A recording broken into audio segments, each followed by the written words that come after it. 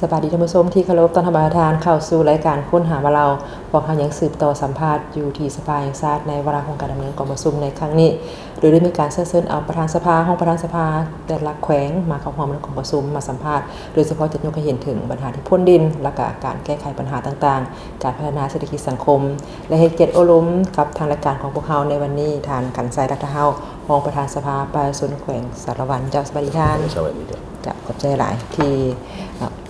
งานเวลาไม่สัมภาษณ์ทางรายการของพวกเขานี่ก็อยากเห็นถามท่านว่าในระยะกองประชุมที่ผ่านมาจนปัจจุบัน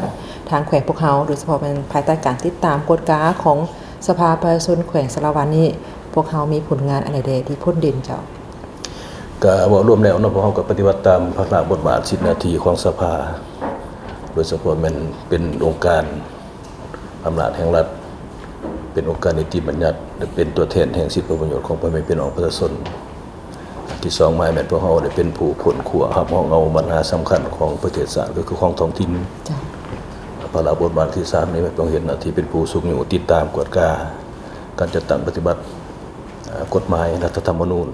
ก็คือนิติกรรมต่างๆที่ทางท้องถิ่นก็คือทางสภาแห่งชาติก็คือรัฐบาลได้วางออกนั้นก็ในฐานะที่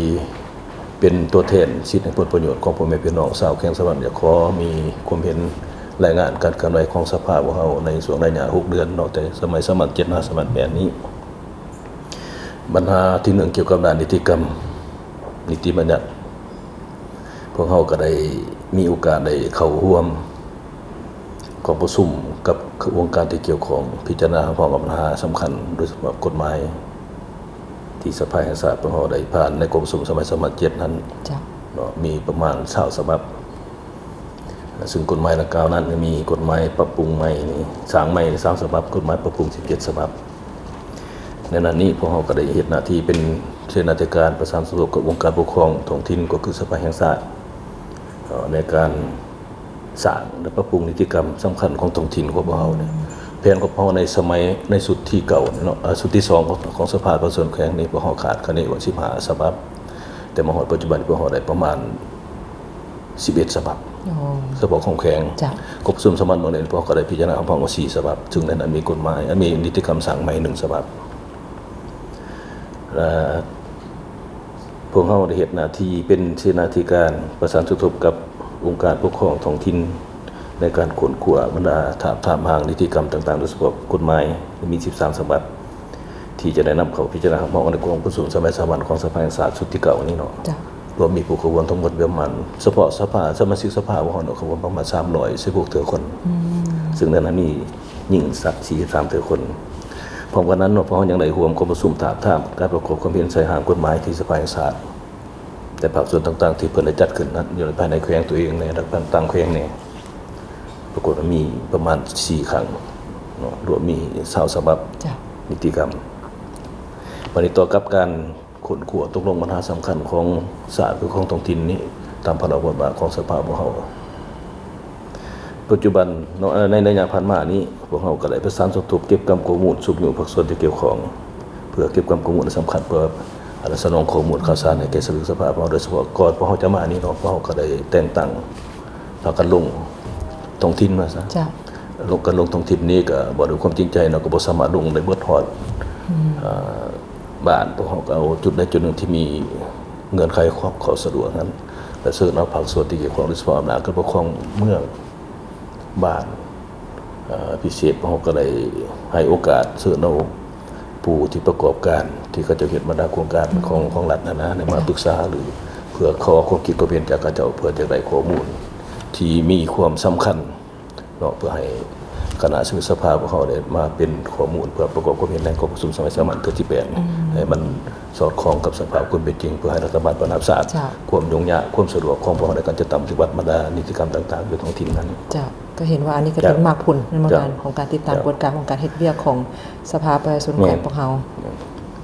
เพราะว่าซึ่งนั้นเนาะพวกเราก็ในสมาชิกสภาเขต14พวกเรานี่ก็ได้มีการประกอบส่วนเปลี่ยนกับเกณฑ์เห็นโดยเฉพาะกองประชุมสมัยสามัญที่8นี้พวกเราได้หยิบยกเอาบรรดาความคิดความเห็นข้อมูลข่าวสารที่พ่อแม่พี่น้องประชาชนผู้มีสิทธิต่างๆได้เสนอเช่นว่ามีปัญหาใดๆส่วนหลายก็เป็นตามที่พวกเราได้สั่งรวมนี่ก็ส่วนหลายเป็นข้อเสนอจากเรื่องการก่อสร้างพื้นฐานของรางเส้นทาง เนาะตัวนี้ปฏิเสธบ่ได้ไฟฟ้านี่มาฮอดปัจจุบันนี่ก็ถือว่าสปอร์ตแข็งพวกเฮาก็ถือว่าอยู่ในระดับที่ทั่วถึงพอสมควรส่วนว่าเส้นทางในแน่นอนมันก็มีการเปเพเนื่องจากว่าทางรัฐบาลพวกเฮาก็งบประมาณก็มีข้อขีดจำกัดเนาะความยุ่งยากข้อที่เพิ่นนิดก็เหมือนก็มีความยุ่งยากหลายแนวเพราะก็พยายามอธิบายชี้แจงให้พ่อแม่พี่น้องเข้าใจเนาะแล้วคนเป็นห่วงของภาคของรัฐนั้น แต่ความจังไรของเขาเจ้าเนี่ยก็จะว่าคนต้องการสูงนะแม่และความต้องการหลายคนจำเป็นนอกจากนั้นก่อนจะมานี้พวกเฮาภายหลังที่ลงท้องถิ่นเพื่อเก็บข้อมูลนำความเป็นจริงจากพ่อแม่ประชาชนกับภาคส่วนเกี่ยวข้องเนี่ยนี้พวกเฮาก็ได้แบ่งความรับผิดชอบให้แก่คณะสมิสภาการแต่ละสหายจึงเพิ่นนอนอยู่ในสังกัดในบรรดากรรมธิการเด้เนาะเพิ่นมีความเก็บเกี่ยวในกวงเขตที่เพิ่นรับผิดชอบนั้นเพื่อความให้ข้อมูลข่าวสารดังกล่าวนี้ให้มันให้มันเถียถึงเนาะถึงต้องครบเป็นจริงกันจ้ะเราชื่อว่าเฮ็ดเวียกหนักสมควรในการประสานสมทบโดยเฉพาะมันการเอาข้อมูลจากขั้นท้องถิ่นนี้ขึ้นมาประสานสมทบกันจ้ะแล้วเมื่อเวลาพวกเฮาลงไปแน่นอนแล้วก็สิมีคำถามหลายอันที่ประชาชนให้ความสนใจต่อกับแผนพัฒนาเศรษฐกิจสังคมของบ้านของเมืองของพวกเฮานี่ต่อกับปัญหานี้เฮาได้อธิบายชี้แจงจะได้ตื่นอีกบ่ทันเพราะว่ามันก็เป็นปัญหาที่แก่ยาวมาเอาดุลเกี่ยวกับปัญหาปากท้องของประชาชนลาวบรรดาเผ่า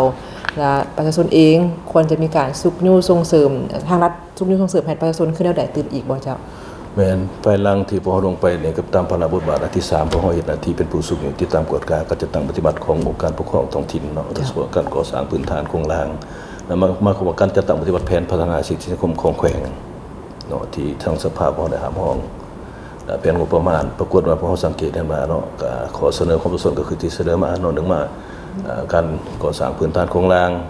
เนาะบางบ่อนบางท้องถิ่นก็บ่ทันไปฮอดไปตรงบ่อนบางท้องถิ่นก็มีการเพโดยเฉพาะพายุเนาะในสุมพีผ่านมาพายุก็มีหลายพายุเนาะสร้างความเสียหายแก่การก่อสร้างพื้นฐานโครงสร้างบ่เฮานี่บ่เฮาก็บ่สามารถจะตอบสนองทันในการแก้ไขเนาะอันนี้บัดนี้ซึ่งในนั้นเนาะพวกเฮาก็ถือเป็นสำคัญพวกเขาเอาบรรดานิติกรรมพวกเขาในคณะประจำสภาส่วนแขวงพวกเขานี่โดยเฉพาะคณะสมาชิกสภาประจำเขตต่างๆนั้นสมทบกับคณะประจำสภาส่วนแขวงเนาะพวกเขาเป็นองค์การเดียวพวกเขาพยายามเนาะสร้างนิติกรรมหมายความว่าสร้างเป็นมติร่วมกับประสานงานระหว่างแผนกการที่เกี่ยวข้ององค์การปกครองแขวงแผนกการเกี่ยวข้องปฏิของกรรมการเนาะขันแขวงมี3กรรมการนั้นกรรมการเศรษฐกิจกรรมการกฎหมายยุติธรรมและกฎหมายกรรมการวัฒนธรรมสังคมพยายามสร้างนิติกรรมเพื่อสะดวกในการติดตามสุขอยู่กวดกาง่ายทำให้พวกเราได้เห็นนั้นเนาะสภาพการเคลื่อนไหวของคณะสื่อสภาสาประจำเขตต่างๆของพวกเราก็ที่ข้อเมาโดยสังเกตกันนั้นส่วนบรรดาในจิตใจที่พวกเราก็ได้ส่งให้ทางกองเลขาเพื่อสนองข้อมูลข่าวสารในทางรายการของเราเพื่อค้นคว้าเป็นพวกเขาก็เห็นว่าการรายงานของทานก็เอาจะครบถ้วนนิดนึงแต่ว่าสิ่งที่พวกเขาเห็นก็คือขอคงข้างค่ะจะเฮาจะมีวิธีทางแก้ไขเท่าใดเพื่อเฮ็ดให้ขอคงข้างในหลายๆปีที่ผ่านมานี้ให้มันตกไปในปีต่อไปให้เวียกงานมันบ่ต้องว่ามีแต่ปัญหาเก่าที่พวกเขายังบ่สามารถแก้ได้สินะสิ่งสำคัญที่พวกเราพบเห็นเนาะเดี๋ยวนี้เพราะว่าพ่อแม่พี่น้องประชาชนก็จะกระถือสภาพว่าเป็นสื่อกลางเป็นองค์การหนึ่งที่สร้างความไม่เหนือเสือใจกับเจ้าเนาะโดยเฉพาะการขอความเป็นธรรมนอกจากที่เขาเจ้าเสนอปัญหาการก่อสร้างพื้นฐานของรางบกทวงบ่ทันยังการจะทำแต่คำตัดสินของศาลตัวนี้มันก็เป็นปัญหาระดับจากมาทั่วไปเนาะก็เฉพาะแค่พวกเขาก็เคยมีและเฉพาะพวกเขานี้เนาะตัวกับปัญหาดังกล่าวนี่พวกเขาก็เฮ็ดหน้าที่เป็นผู้ประสานงานแล้วก็พยายามอธิบายชี้แจงให้เพิ่นเนาะบ่แม่นสภาพของเฮาจะเป็นผู้พิจารณาตัดสินปัญหา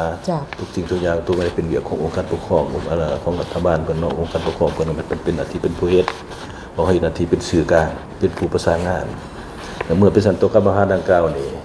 เราก็ได้แต่งตั้งหน่วยงานหนึ่งเพื่อเฮ็ดหน้าที่ประสานงานโดยเฉพาะให้คำปรึกษาทางด้านกฎหมายแล้วก็เฮ็ดหน้าที่เป็นผู้ประสานงานกับคณะการเกี่ยวข้องให้เพิ่น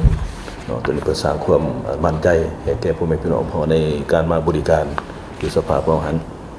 ซึ่งผ่านมาพวกเฮาสังเกตให้มาเนาะการของความเป็นธรรมของพ่อแม่พี่น้องประชาชนพวกเฮาปัจจุบันมีประมาณ11เรื่องข้างมาแต่สมัยก่อนเนาะสมัยที่6ประมาณ3เรื่องเข้าใหม่นี่9เรื่องมาฮอดปัจจุบันพวกเฮาพยายามเนาะประสานสมทบกับคณะการเกี่ยวข้องนั้น ให้เพิ่นซอยพิจารณาแก้ไขคำร้องดังกล่าวนี้ที่ประมาณก็สามารถแก้ไขได้แล้วก็พยายามอธิบายชี้แจงให้เพิ่นเข้าใจ จ้ะมันก็ถือว่าเป็นอีกเรื่องหนึงที่พวกเขาต้องได้สืบต่อในการแก้ไขตื่นอีกในโอกาสที่ท่านเป็นตัวแทนของประชาชนมาเข้าความของประชุมในครั้งนี้อยากให้ท่านฝากหยังถึงประชาชนว่าเฮานี่ก็ได้มาเฮ็ดเวียกตามภาระบทบาทตามการมอบหมายของทางภาครัฐบาลก็คือของประชาชนที่มาเฮ็ดเวียกเป็นผู้แทนจ้ะ ในโอกาสนั้นมีเกียรตินี้เนาะก็ขอฝากผ่านรายการก็ขออย่างมองมาอย่างพ่อแม่พี่น้องประชาชนบรรดาเผ่าบ่รวมนำบ่สปอร์ตกับพี่น้องประชาชนชาวแขวงสะหวันผู้มีสิทธิ์เลือกตั้งทั้งหลายจงให้ความร่วมมือกับสภาของเฮานี้เนาะในการจัดตั้งปฏิบัติรัฐธรรมนูญกฎหมายนิติกรรมต่างๆที่อำนาจกับปกครองท้องถิ่นได้ออกมาหันเราเห็นว่าสิ่งใดปัญหาใดที่ยังบ่ทันสอดคล้องเหมาะสมก็ขอให้พ่อแม่พี่น้องพวกเฮาเนาะให้ความคิดความเห็นเพื่อพวกเราพร้อมเพรียงแข่งหน้ากันในการจัดตั้งปฏิบัติบรรดาที่เป็นกฎหมายเพื่อหันระบบการปกครองของพวกเรานี้สู่ระเบียบกฎหมายให้มีความเป็นจริงอันนี้ก็ขออย่างมองมาอย่างมาตรฐานคือในนั้นแหละในฐานะที่เป็นตัวแทนนี้ก็สิพยายามทำหน้าที่มันดีที่สุดแล้วก็สุดที่ดีเนาะในวิธีในหน้าที่อันทรงเกียรติเราก็ขอแสดงความภูมิใจมาอย่างบรรดาทานโดยผ่านรายการคนหามาเราพอนี้เป็นอย่างที่น้องทั้งหมดเนาะจงมีแต่ความผาสุกมีความเสมอมีความมีสีวิไลเพื่อพัฒนาประเทศชาติของเราเนาะให้ความก้าวไกลทางมีเจ้าก็ต้องขอบใจทางหลายๆที่สละเวลามาให้ความกระจ่างแจ้งโดยเฉพาะมันเว้าถึงสภาพการทุนเด่นของทางแขวงพะเฮาภายใต้การชี้นำพาการติดตามกฎกะของสภาประชาชนแขวงสารวันในครั้งนี้ข้าพเจ้าและรับเชิญก็ต้องเลยขอลาท่านผู้ชมไปก่อนพบกันใหม่ในมื้อหน้าสบายดีครับ